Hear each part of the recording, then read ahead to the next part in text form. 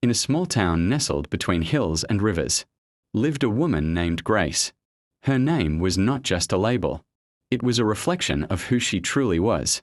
Grace was known throughout her community, not only for her beauty and intelligence but for her unwavering faith in God.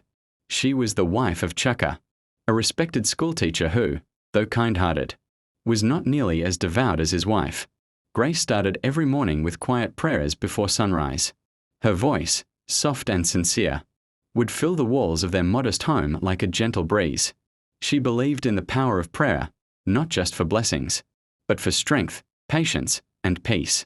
As the rooster crowed and the world awoke, Grace would be in the kitchen preparing breakfast, humming hymns that reminded her of God's promises.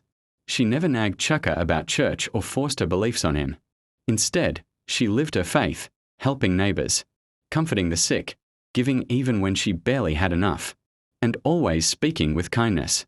When disagreements arose in the home, as they sometimes did, Grace never responded with anger.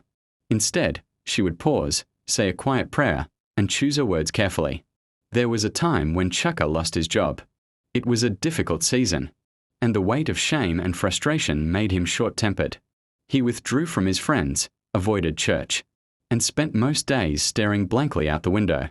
But Grace stood firm, not by lecturing, but by supporting him in quiet, consistent ways. She took up small laundry jobs in the neighborhood, made careful use of their little savings, and every night, she would place her hand on Chaka's shoulder, while he slept and whisper prayers over him. One evening, Chaka overheard her prayers.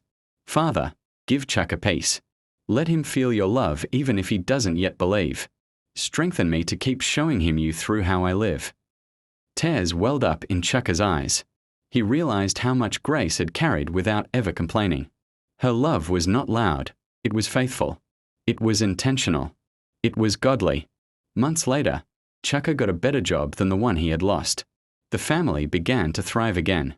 But something more important had shifted: Chaka's heart. He started joining Grace for devotions. On Sundays, he sat beside her in church, and every evening, they began praying together, sometimes laughing, sometimes crying, but always giving thanks.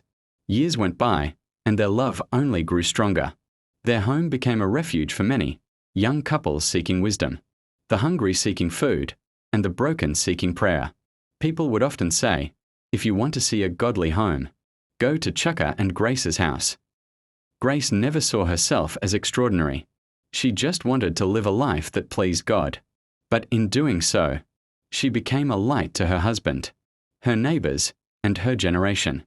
And long after she was gone, her name remained on people's lips, not because she was perfect, but because she was faithful.